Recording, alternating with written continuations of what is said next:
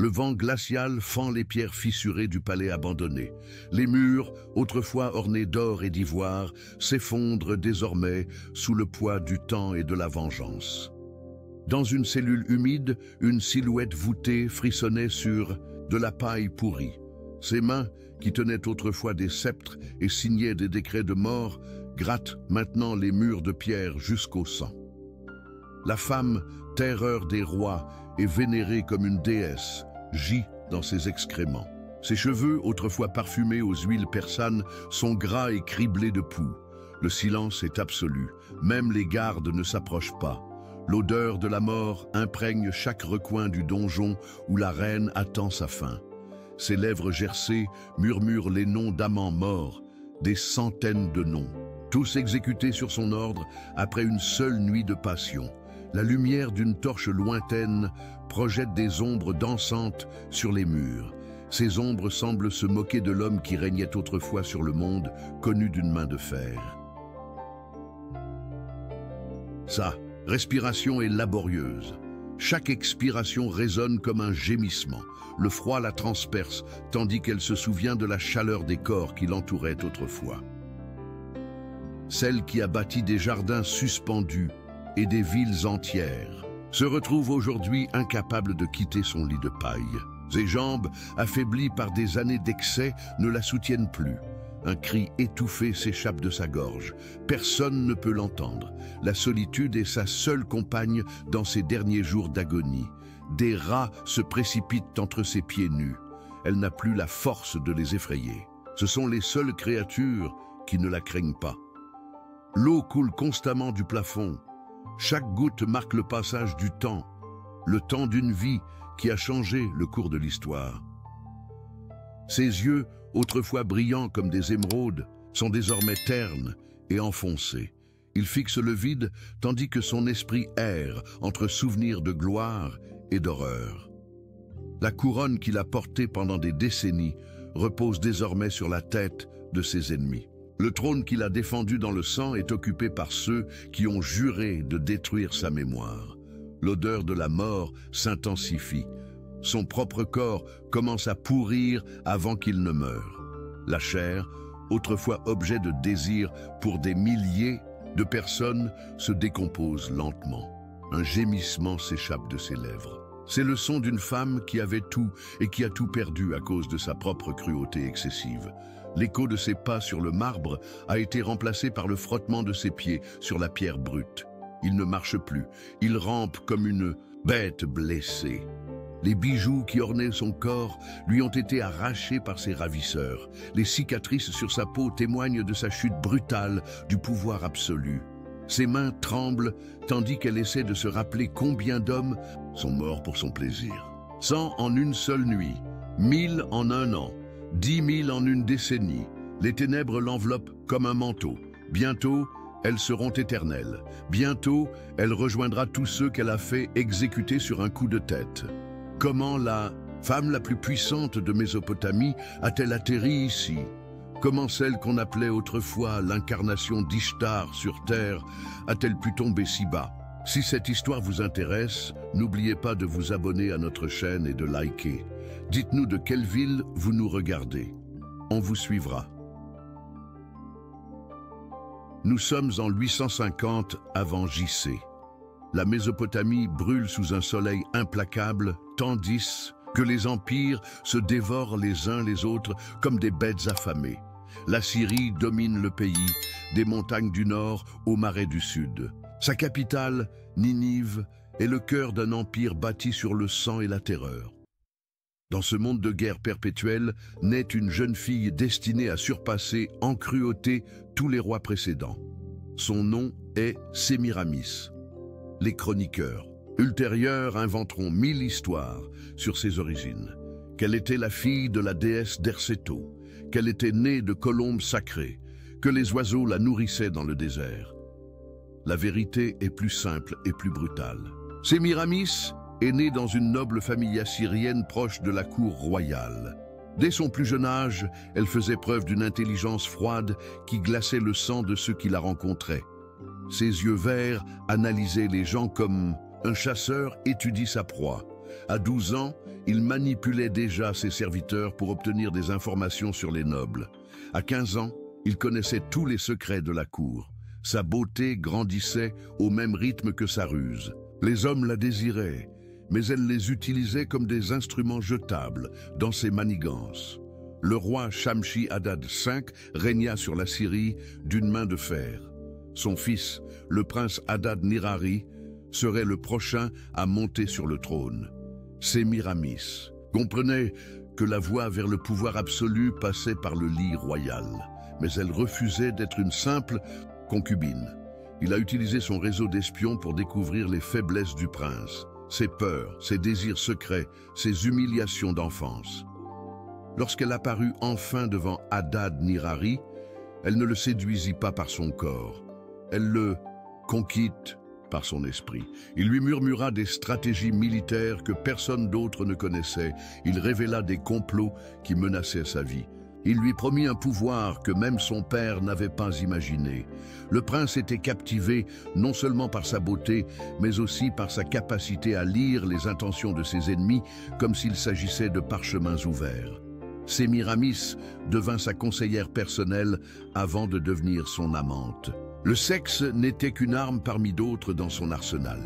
À la mort de Shamshi-Adad V, Adad-Nirari III monta sur le trône avec Sémiramis à ses côtés en tant que reine consort. Mais elle ne se contentait pas d'être la femme derrière le trône. Elle voulait être le trône lui-même. Elle commença à prendre des décisions militaires au nom de son mari. Ses stratégies étaient à la fois brillantes et impitoyables. Il ordonna des massacres préventifs de tribus rebelles. Il fit exécuter des familles entières pour des rumeurs de trahison. Ses méthodes furent efficaces. L'Empire s'étendit sous son influence cachée. Les généraux la craignaient plus que le roi lui-même. Adad-Nirari III dépendait désormais de ses conseils.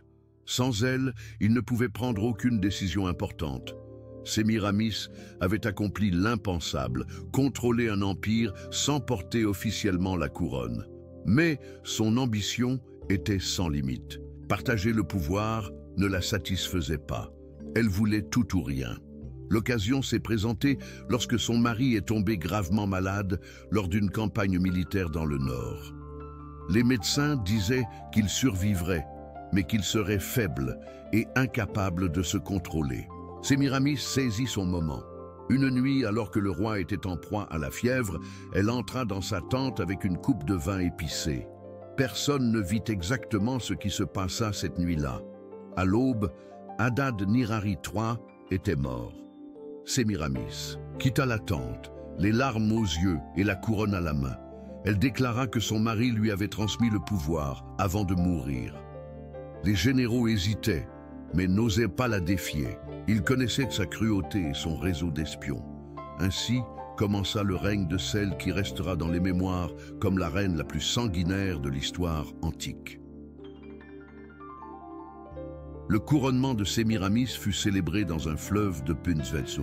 Sang, 300 nobles qui remettaient en question sa légitimité furent exécutés en une seule semaine. Leurs têtes ornaient les murs de Ninive en guise d'avertissement. Le message était clair.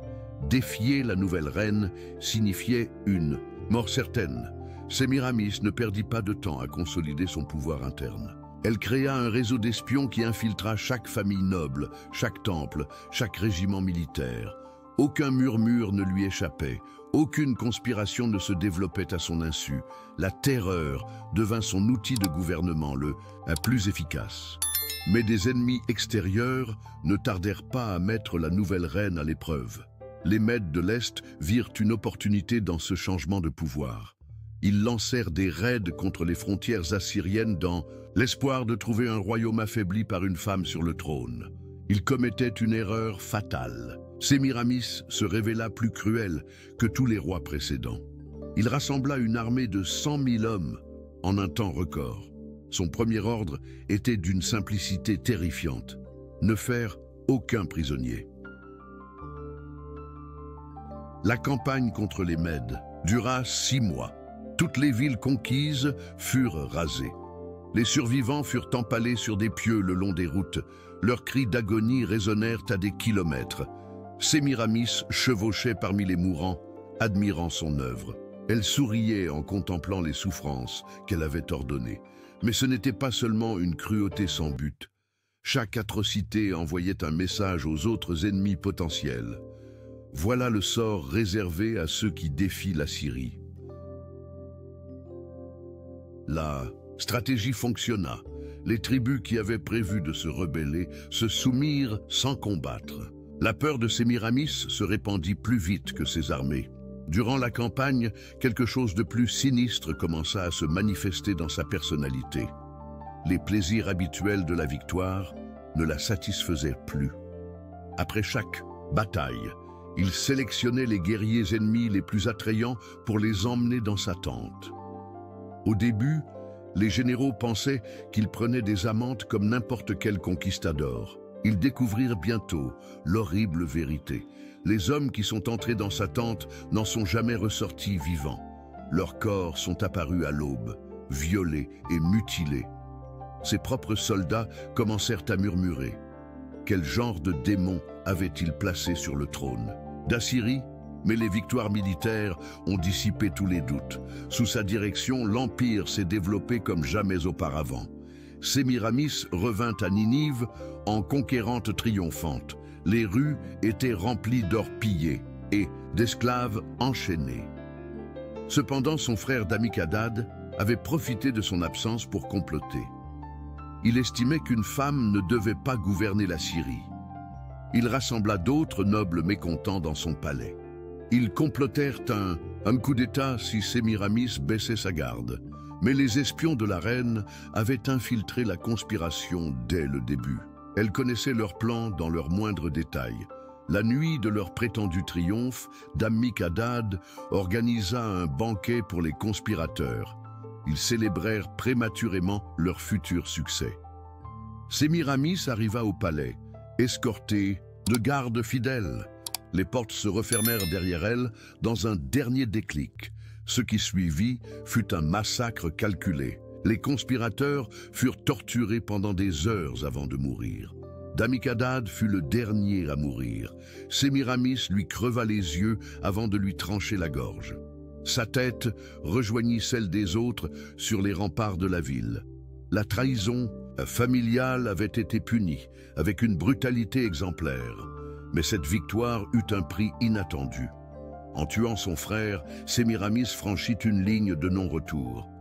Le sang de sa propre famille souillait ses mains. Les dieux, selon les prêtres, ne pardonneraient pas un tel sacrilège. Les présages commencèrent à devenir défavorables. Les sacrifices n'apportèrent aucun résultat positif. Les temples murmurèrent des malédictions divines. Sémiramis réagit avec encore plus de violence. Elle exécuta les prêtres qui proféraient des malédictions. Elle nomma de nouveaux clercs, plus soumis. Mais quelque chose avait changé dans le royaume. Une ombre sinistre planait sur le palais royal. La reine, qui avait vaincu des ennemis extérieurs, était désormais confrontée à une guerre invisible contre des forces qu'elle ne pouvait pas contrôler avec des épées. 10 ans après son couronnement, Sémiramis régnait sur le plus vaste empire que le monde ait jamais connu. Ses domaines s'étendaient des montagnes d'Arménie au désert d'Arabie. Babylone se prosterna devant elle. L'Égypte lui envoya un tribut pour échapper à ses armées. Les cités-États de Phénicie se disputèrent ses faveurs en lui offrant des présents d'or et d'ivoire. À Ninive, il construisit des palais qui défiaient le ciel. Ses jardins suspendus rivalisaient avec ceux de Babylone. Son luxe et son opulence étaient sans limite. Mais le pouvoir absolu avait complètement corrompu son âme. Les plaisirs ordinaires ne la stimulaient plus. Elle avait besoin d'excès toujours plus grands pour se sentir vivante. Leurs harems abritaient les hommes les plus beaux de toutes les nations conquises. Des Grecs aux yeux bleus, des Nubiens à la peau foncée, des Perses aux cheveux d'or. Chaque nuit, elle choisissait de nouveaux amants parmi des centaines de candidats. Son appétit sexuel était insatiable et sa cruauté au lit était légendaire. Ceux qui lui plaisaient vivaient jusqu'à l'aube. Ceux qui la décevaient mouraient avant minuit. Leurs cris d'agonie résonnaient dans tout le palais. Chaque matin, les domestiques découvraient les corps mutilés. Certains avaient été castrés vivants, d'autres avaient été saignés à petit feu. Tous présentaient des traces de torture extrêmes. Cette pratique macabre devint courante pendant des années. Les harems nécessitaient un réapprovisionnement constant, car peu d'hommes survivaient plus d'une semaine. Les nobles commencèrent à cacher leurs fils. Les familles riches envoyèrent leurs héritiers dans des contrées lointaines pour les protéger de la convoitise mortelle de la reine. Mais Sémiramis ne se limita pas à la violence sexuelle. Ses décisions politiques devinrent tout aussi erratiques et sanguinaires. Il ordonna l'exécution de gouverneurs de province pour des infractions mineures. Il fit raser des villes entières suite à des rumeurs de déloyauté. La paranoïa régnait dans chaque décret. Les généraux qui l'avaient fidèlement servi commencèrent à mourir dans des circonstances suspectes. Elle ne tolérait pas que quiconque acquiert un pouvoir ou un prestige indépendant. Son propre fils, Ninyas, grandissait terrifié par sa mère. À 17 ans, il avait été témoin de tant d'atrocités qu'il pouvait à peine dormir sans faire de cauchemars. La relation entre la mère et le fils devint toxique. Sémiramis le voyait comme une menace future pour son pouvoir. Ninyas la considérait comme un monstre qu'il fallait arrêter. Les prêtres de Marduk commencèrent à prêcher que les dieux avaient maudit la Syrie pour les crimes de sa reine. Les récoltes furent mauvaises pendant 2 années consécutives. Une mystérieuse épidémie a tué des milliers de bovins. Les rivières sont devenues rouges sans raison apparente. Les signes divins étaient sans équivoque. Sémiramis réagit en exécutant les prêtres rebelles et en nommant des clercs qui proclamèrent sa nature divine. Elle se déclara incarnation vivante d'Ishtar. Elle exigea d'être vénérée comme une déesse. Des temples lui furent dédiés dans toutes les grandes villes de l'Empire. Mais la population ne croyait pas en sa divinité. Elle ne voyait en elle qu'un tyran assoiffé de pouvoir, ayant perdu tout lien avec l'humanité. Des révoltes éclatèrent simultanément dans 3 provinces. Les rebelles clamèrent que la Syrie avait besoin d'un roi légitime et non d'une reine démente.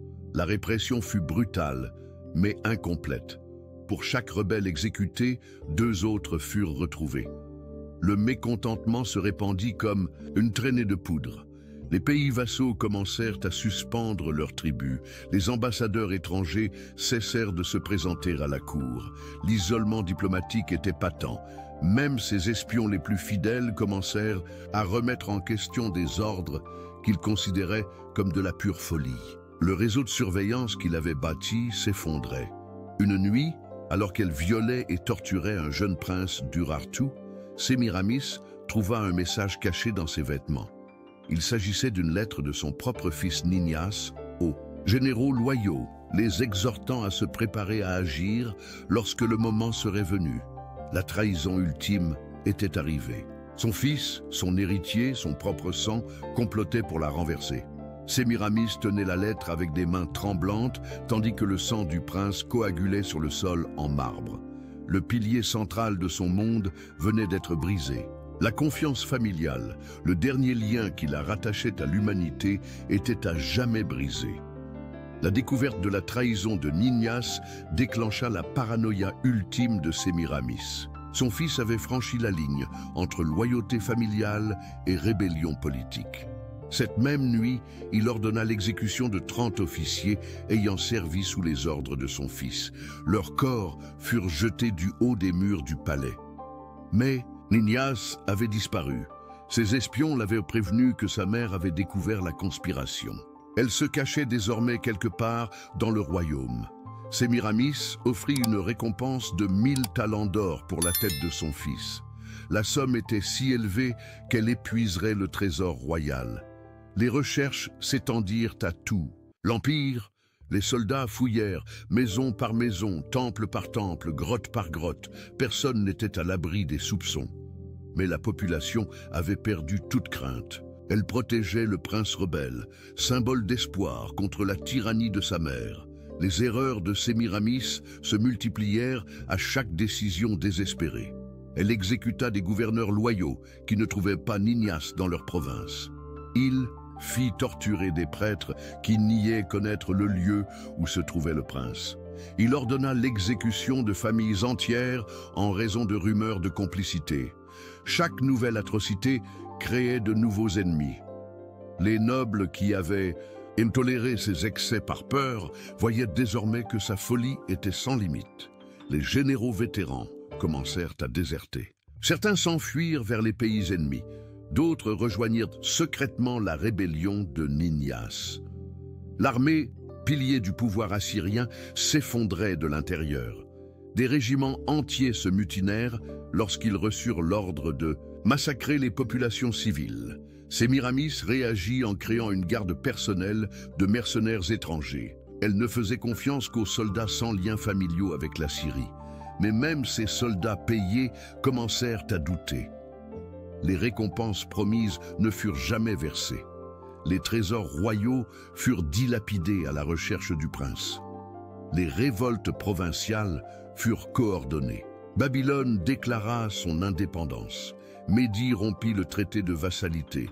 La Phénicie suspendit les tribus. L'empire qu'il avait bâti pendant des décennies se désintégrait en quelques mois. Chaque jour, de nouvelles villes se rebellaient. Sémiramis ne quittait plus son palais. Elle restait enfermée dans ses appartements privés, entourée de cartes indiquant les territoires perdus. Ses nuits se transformaient en orgies d'une violence incontrôlée. Il torturait ses amantes avec une cruauté qui surpassait tout ce qu'il avait connu. Les cris d'agonie résonnèrent dans toute la ville de Ninive. Les citoyens savaient que leur reine avait perdu la raison pour de bon. Un matin, les corps de 50 hommes furent retrouvés dans la cour du palais. Tous avaient été torturés pendant des heures avant de mourir. Parmi eux se trouvaient des nobles, des marchands, des artisans et même des esclaves. Sémiramis, assoiffé de sang, ne faisait plus de distinction entre les rangs sociaux. Les rares courtisans restants s'enfuirent de la capitale. Ninive devint une ville fantôme, dirigée par une reine folle. Ninyas profita de ce chaos pour regrouper ses forces. Des généraux loyaux le rejoignirent ouvertement. Ils n'eurent plus besoin de comploter en secret. Il marcha vers Ninive avec une armée de 20 000 hommes. Des villes entières se rallièrent à sa cause pendant son avancée. Des messagers arrivèrent au palais avec des nouvelles de plus. En plus désespérés, l'ennemi était à 3 jours de marche, puis à 2, enfin à 1. Sémiramis reçut cette nouvelle sur son trône, entouré des cadavres de ses récentes victimes. Son royaume se réduisait désormais aux murs de son palais. Ses mercenaires étrangers l'abandonnèrent lorsque les pièces d'or furent épuisées. Ils préférèrent fuir plutôt que d'affronter l'armée rebelle sans solde. La nuit précédant le siège final, Sémiramis se retrouva complètement seul. Même ses plus fidèles serviteurs étaient loin de rester à ses côtés. Il traversa les salles vides du palais qui avait été sa forteresse. L'écho de ses pas résonnait dans la solitude absolue. Dans sa folie, il se mit à parler aux fantômes de ses victimes. Il voyait leurs visages dans chaque ombre, entendait leur voix dans chaque gémissement du vent. À l'aube, les trompettes de Ninyas sonnèrent devant les murs de Ninive. Le siège final commençait. La femme qui avait régné sur le monde connu faisait désormais face à sa dernière heure, trahie par tous et abandonnée par les dieux. Le siège de Ninive dura à peine 3 jours. Les murailles, qui avaient résisté aux armées étrangères pendant des siècles, tombèrent sans combat lorsque les défenseurs ouvrirent les portes. Les soldats de Ninyas entrèrent dans la capitale sans résistance. La population les accueillit en libérateurs, jetant des fleurs depuis ses fenêtres. Sémiramis observait l'entrée de l'armée rebelle depuis la plus haute tour de son palais. Son fils chevauchait en tête, portant l'étendard royal qu'elle avait déshonoré. Elle n'essaya pas de fuir, elle ne négocia pas la reddition. Elle se contenta d'attendre sur son trône, vêtue de ses plus somptueuses robes, tandis que le bruit des pas se rapprochait. Ninyas entra dans la salle du trône, accompagné des généraux qui avaient servi sa mère. Tous détournèrent le regard vers les cadavres qui jonchaient encore le sol. Les retrouvailles entre la mère et le fils furent glaciales. Des années d'horreur avaient anéanti toute affection familiale qui aurait pu exister entre eux. « Tu es venu pour récupérer ce que tu crois t'appartenir », dit Sémiramis sans émotion. Sa voix sonnait creux, comme si elle parlait depuis une tombe. « Je suis venu mettre fin au cauchemar que tu as créé », répondit Ninias. Ces mots étaient tranchants, comme des poignards. Les généraux s'attendaient à des aveux, des larmes et des supplications. Mais Sémiramis ne manifesta aucun remords pour ses crimes. Au lieu de cela, il énuméra froidement ses conquêtes militaires. Il rappela les victoires qu'il avait concédées à la Syrie. Il justifia chaque massacre par une nécessité politique. « J'étais la reine la plus puissante que ce monde ait jamais connue », déclara-t-elle avec une fierté insensée. « Mes ennemis tremblaient à mon nom de l'Indus au Nil. » Ninias ordonna qu'on l'enchaîne immédiatement. Les chaînes qui avaient retenu tant de victimes emprisonnaient désormais les poignets de l'ancienne reine. Le procès eut lieu sur la place principale de Ninive. Des milliers de citoyens se rassemblèrent pour assister à la chute finale du tyran. Les actes d'accusation ont été lus pendant des heures. Meurtre de membres de la famille, torture systématique, violation des lois sacrées, profanation de temples, tyrannie extrême. Les témoins défilaient les uns après les autres. Proches des victimes, soldats témoins des massacres, serviteurs ayant nettoyé le sang des appartements royaux. Une vieille femme se leva de la foule. Son fils avait été exécuté par Sémiramis pour l'avoir regardé droit dans les yeux. « Cette femme n'est pas humaine », s'écria-t-il d'une voix brisée. « C'est un démon qui a pris forme humaine pour tourmenter les innocents. » La foule rugit d'approbation.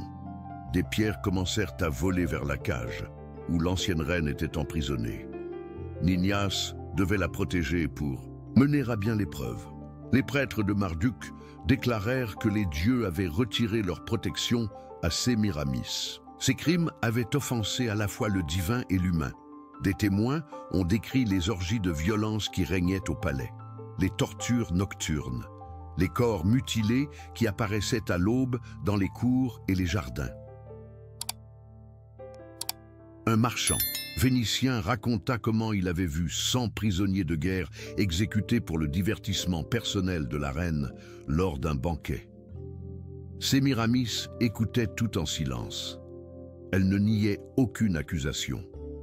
Elle ne manifestait aucun remords. Elle semblait inconsciente de l'horreur que ses actes avaient provoquée. Lorsqu'on lui a permis de prendre la parole pour sa défense, il a simplement déclaré « J'ai fait ce qui était nécessaire pour conserver le pouvoir. Un royaume est gouverné par la peur, pas par l'amour. » Ces paroles ont provoqué des cris d'indignation. La foule a exigé sa mort immédiate. Certains ont exigé qu'elle soit torturée comme elle avait torturé d'autres personnes.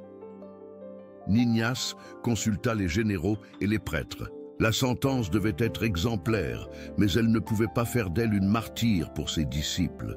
La décision finale fut cruelle dans sa simplicité. Sémiramis serait exécuté à l'aube par décapitation. Son corps serait brûlé afin qu'aucun tombeau ne puisse être vénéré. Mais avant de mourir, elle serait marquée au fer rouge sur le front. Le symbole de la trahison serait gravé dans sa chair afin que tous en connaissent la nature. La veille de son exécution, Ninias rendit visite à sa mère dans sa cellule pour la dernière fois. Elle chercha un signe d'humanité chez celle qui lui avait donné la vie. « Tu ressens quelque chose pour les milliers de personnes que tu as tuées ?» demanda-t-il d'une voix tremblante. Une part de lui espérait encore retrouver la mère qu'il avait perdue dans son enfance. Sémiramis le regarda d'un air vide. « J'ai l'impression d'avoir perdu tout pouvoir.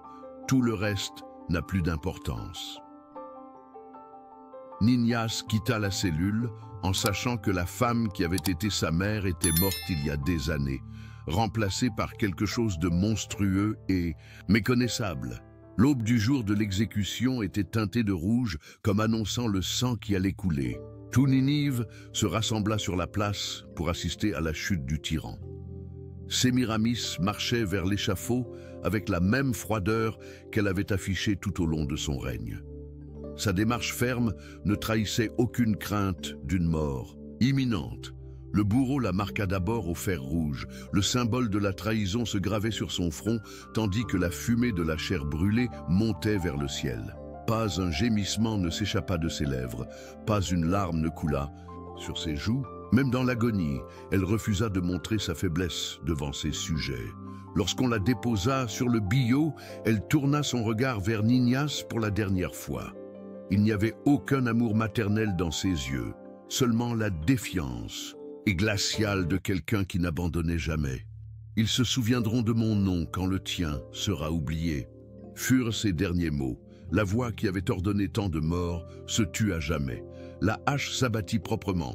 La tête de Sémiramis roula sur l'estrade tandis que la foule hurlait de joie. Le règne de la terreur était terminé. Son corps fut immédiatement brûlé sur un bûcher funéraire. Les flammes consumèrent sa chair, qui avait connu à parts égales plaisir et cruauté. Ninias ordonna que les cendres soient dispersées aux quatre vents.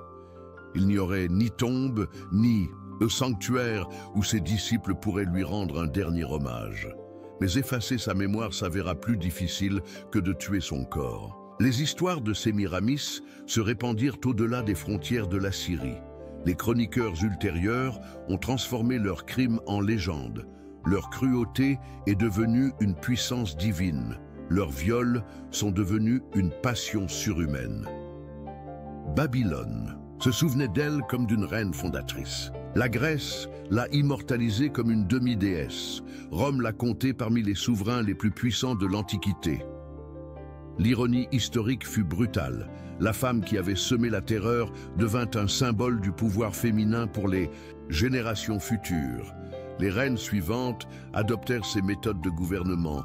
Son réseau d'espions fut copié dans les cours du monde entier. Sa cruauté fut justifiée par son efficacité politique. Même ses excès sexuels furent imités par des tyrans cherchant à égaler sa notoriété. La violence au lit devint un signe de pouvoir absolu. Les réformes qu'il a mises en œuvre sont restées en vigueur pendant des siècles. Son code juridique, brutal mais efficace, est resté la base du droit assyrien. Les villes qu'il a bâties ont prospéré longtemps après sa mort. Ses jardins suspendus ont inspiré des merveilles architecturales dans tout le monde antique. Mais le prix de son héritage fut immense. Il fallut des générations à la Syrie pour se remettre du traumatisme de son règne. La confiance entre dirigeants et sujets fut définitivement rompue. Ninias a gouverné avec justice, mais n'a jamais complètement effacé les cicatrices que sa mère avait laissées sur l'âme du royaume. Il fallut des décennies au temple pour restaurer la foi populaire. Selon les prêtres, les dieux avaient sévèrement puni ceux qui laissaient une femme les défier. Les tribus conquises par Sémiramis se rebellèrent les unes après les autres sous le règne de son fils. L'empire se fragmenta en territoires indépendants. En fin de compte, sa soif insatiable de pouvoir et de plaisir avait anéanti l'œuvre de plusieurs siècles. La Syrie n'a jamais retrouvé la domination dont elle jouissait sous son règne. Les générations suivantes se sont demandé s'il s'agissait d'un génie militaire ou du diable incarné. La vérité comportait probablement des éléments des deux. Son nom a perduré, alors que ceux de rois plus justes étaient oubliés. L'infamie, paradoxalement, s'est avérée plus durable que la vertu. Sémiramis avait souhaité qu'on se souvienne d'elle comme de la femme la plus puissante de l'histoire. D'une certaine manière, elle y est parvenue. Sa renommée a transcendé les millénaires, mais elle restera aussi dans les mémoires comme un exemple suprême de la corruption absolue du pouvoir. Sa vie est devenue un avertissement pour les futurs tyrans. La reine qui avait couché avec une centaine d'esclaves en une nuit et les avait tous tués a trouvé sa place dans l'histoire comme symbole de la décadence impériale. Son histoire a continué à être racontée dans les palais et sur les places, rappelant que même les plus puissants peuvent tomber lorsqu'ils perdent tout lien avec leur humanité. Fin de l'histoire. Et vous, nobles spectateurs, qui avez traversé avec nous les sombres couloirs de l'histoire. Que retenez-vous de ce voyage? Si ce récit vous a touché, abonnez-vous à la chaîne, aimez-la et partagez-la avec les passionnés d'histoires vivantes et intenses. Et ne manquez pas le prochain épisode. Nous parlerons de Caligula, l'empereur qui nomma son cheval consul de Rome. À bientôt.